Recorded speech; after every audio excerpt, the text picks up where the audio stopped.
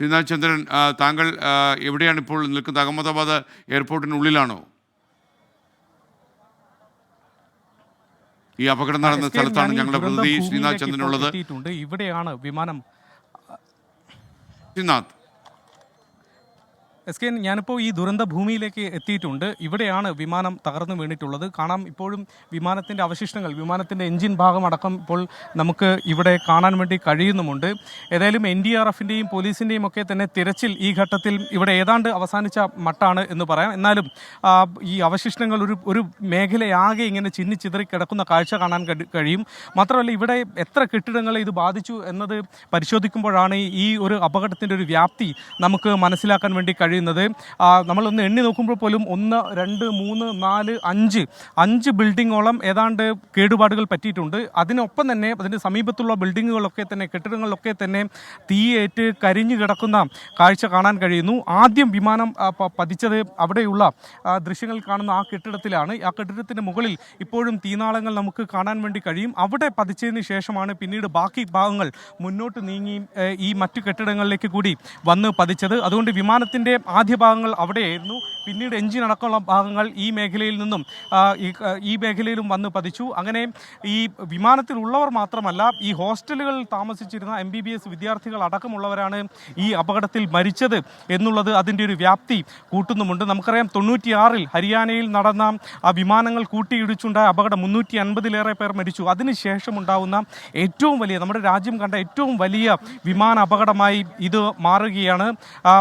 അഹമ്മദാബാദിനെ സംബന്ധിച്ചിടത്തോളം ഇതിപ്പോൾ രണ്ടാമത്തെ വിമാന അപകടമാണ്. 1988-ൽ മുംബൈയിൽ നിന്ന് അഹമ്മദാബാദിലേക്ക് വരികയായിരുന്ന ഇന്ത്യൻ എയർലൈൻസ് വിമാനം അന്ന് തകർന്നു വീണിരുന്നു. അന്ന് ഏതാണ്ട് 135 പേർ വിമാനത്തിലുണ്ടായിരുന്നു. 2 പേർ മാത്രമാണ് അന്ന് ആ അപകടത്തിൽ രക്ഷപ്പെട്ടത്. 132 പേരും ആ അപകടത്തിൽ 132 പേർ ആ അപകടത്തിൽ മരിച്ചു എന്നതാണ് നമുക്ക് അന്നത്തെ ചരിത്രം പരിശോധിക്കുമ്പോൾ മനസ്സിലാകുന്നത്. അതിനുശേഷം ഇത്ര വർഷം കഴിയുമ്പോൾ മറ്റൊരു വലിയ അപകടം ഉണ്ടാകുമ്പോൾ നമ്മുടെ രാജ്യം കണ്ട ഏറ്റവും വലിയ രണ്ടാമത്തെ വിമാന അപകടമായി ഇത് മാറുകയാണ്. വിമാനത്തിനുള്ളിലെ അവശിഷ്ടങ്ങൾ, വിമാനത്തിനുള്ളിലെ വസ്തുക്കൾക്കൊപ്പം തന്നെ ഈ ഹോസ്റ്റലിലെ സാധന സാമഗ്രികളും ഇങ്ങനെ ചിന്നി ചീതറിയ കാഴ്ച കാണുന്നു. ഏതാണ്ട് ഒരു വലിയ പ്രദേശമാകെ ഇതിൻ്റെ ഒരു ഇമ്പാക്റ്റ്, ഈ അപകടത്തിൻ്റെ ഒരു ഇമ്പാക്റ്റ് ഉണ്ടായിട്ടുണ്ട് എന്ന കാര്യത്തിൽ യാതൊരു സംശയവുമില്ല.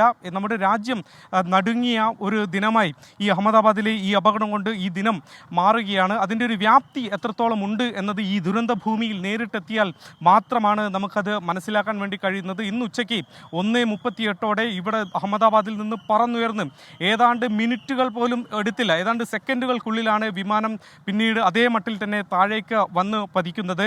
ആ വിമാനത്താവളത്തിന് തൊട്ടടുത്ത് തന്നെയാണ് വിമാനത്താവളത്തിൻ്റെ അതിർത്തി കഴിഞ്ഞാൽ പിന്നീട് തൊട്ടടുത്ത മേഖല തന്നെയാണ് ഈ മേഘ്ന നഗർ എന്ന ഈ ഒരു മേഖല. ഇവിടേക്കാണ് വിമാനം വന്ന് പതിക്കുന്നത്. ആ സമയത്ത് ഇവിടെ ആ കെട്ടിടത്തിൽ ഈ വിദ്യാർത്ഥികളുടെ മെസ്സും മറ്റും ഒക്കെ പ്രവർത്തിക്കുന്ന ആ കെട്ടിടത്തിലൊക്കെയാണ്. അവിടേക്കാണ് ആ സമയം വിമാനം വന്ന് പതിക്കുന്നത്. അവിടെയും നിന്നില്ല. അതിൻ്റെ ഒരു ആഘാതത്തിൽ ഇപ്പോൾ കാണാം വിമാനങ്ങൾ ഏത് തരത്തിലാണ് ഈ റൺവേയിൽ നിന്ന് പറന്നുയർന്നു കഴിഞ്ഞാൽ പോകുന്നത്. അതിൻ്റെ ഒരു പാത നമുക്ക് കാണാം. മറ്റൊരു വിമാനം അതേ പാതയിലൂടെ പറന്നു വരുന്നത് നമുക്ക് കാണാം.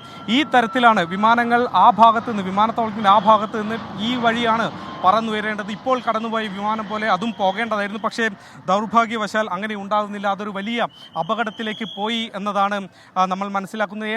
ഏതാനും സെക്കൻഡുകൾക്കുള്ളിലാണ് വിമാനം തകർന്നു വീണത്. അതിൻ്റെ കാരണം എന്ത് എന്നതടക്കമുള്ള കാര്യങ്ങളിലൊക്കെ ഇനി വ്യക്തത വരേണ്ടതുണ്ട്. ബ്ലാക്ക് ബോക്സ് അടക്കം കണ്ടെടുക്കേണ്ടതുണ്ട്. അത് ഒരുപക്ഷെ ഇതിനോടകം തന്നെ കണ്ടെടുത്തിട്ടുണ്ടാകും എന്നതാണ് നമ്മൾ മനസ്സിലാക്കുന്നത്. അതിലെ വോയിസ് റെക്കോർഡറും മറ്റുമൊക്കെ പരിശോധനയ്ക്ക് ശേഷമായിരിക്കും അതിൽ ശാസ്ത്രീയമായ ഒരു നിഗമനത്തിലേക്ക് എത്താൻ വേണ്ടി കഴിയുക. ഏതായാലും രക്ഷാദൗത്യം ഈ മേഖലയിൽ ഇപ്പോൾ പൂർണ്ണമായിട്ടുണ്ട്.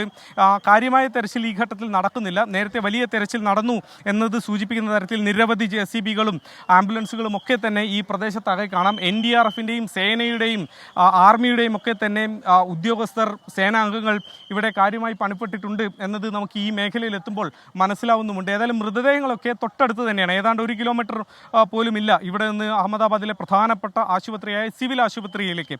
അവിടേക്ക് മൃതദേഹങ്ങളെല്ലാം തന്നെ മാറ്റിയിട്ടുണ്ട്. ആദ്യഘട്ടത്തിൽ തന്നെ ഏതാനും മിനിറ്റുകൾക്കുള്ളിൽ തന്നെ 100-ലേറെ മൃതദേഹങ്ങളാണ് അവിടേക്ക് എത്തിയത്. പിന്നീട് എല്ലാം വേഗത്തിൽ പോസ്റ്റ്മോർട്ടം അടക്കമുള്ള നടപടിക്രമങ്ങൾക്കായി മാറ്റുകയും ചെയ്തു. മുൻ മുഖ്യമന്ത്രി വിജയ് റൂപാണിയും ഈ അപകടത്തിൽ പെട്ടു എന്നത് ഒരു പ്രധാനപ്പെട്ട കാര്യം തന്നെയാണ്.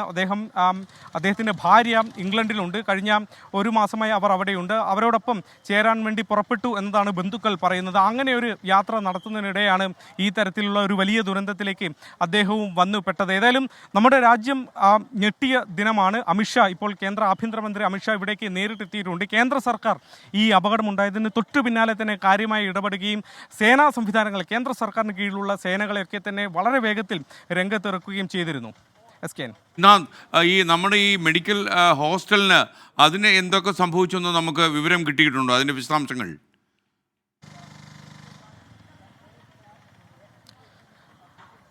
SKN ആശുപത്രിയിൽ ഇപ്പോൾ സിവിൽ ആശുപത്രിയിൽ എല്ലാ സംവിധാനങ്ങളും ഒരുക്കുന്നുണ്ട്. അതിനുള്ള തയ്യാറെടുപ്പുകൾ വളരെ പെട്ടെന്ന് തന്നെ, ഒരുപക്ഷെ ആർമി പോലും ഒരു താൽക്കാലിക മെഡിക്കൽ സെറ്റപ്പ് തയ്യാറാക്കും എന്നത് ആർമി ഔദ്യോഗികമായി അറിയിച്ചതാണ്. ആ തരത്തിൽ വൈദ്യസഹായമൊക്കെ വളരെ വേഗത്തിൽ എത്തിക്കാനുള്ള സൗകര്യങ്ങളൊക്കെ ചെയ്തിരുന്നു. ഞാൻ നേരത്തെ സംസ്ഥാനത്തെ മുതിർന്ന IAS ഓഫീസറായ മലയാളി കൂടിയായ വിനോദ് റാവുമായി സംസാരിച്ചതാണ്. അദ്ദേഹത്തോട് ഏത് തരത്തിലുള്ള രക്ഷാദൗത്യമാണ് ഇപ്പോൾ പുരോഗമിക്കുന്നത് എന്ന് ചോദിച്ചപ്പോൾ അദ്ദേഹം പോലും നിസ്സഹായനായ ഒരു അവസ്ഥയാണ്. ഇവിടെ ഇപ്പോൾ ആരെയെങ്കിലും ജീവനോടെ രക്ഷിക്കാൻ കഴിയുമോ എന്നുള്ള കാര്യം പോലും നമുക്ക് അങ്ങനെ ഒരു പ്രതീക്ഷ പോലും നൽകാൻ കഴിയാത്ത വിധമാണ് ഇവിടുത്തെ കാഴ്ചകൾ എന്ന് അദ്ദേഹം പറയുകയുണ്ടായി. ആ തരത്തിലൊരു വലിയ ദുരന്തം, അതിൽ നിന്ന് ആരെങ്കിലും ജീവനോടെ രക്ഷപ്പെട്ടാൽ അത് മഹാത്ഭുതമാണ്. അങ്ങനെ ഒരു മഹാത്ഭുതം സംഭവിച്ചു.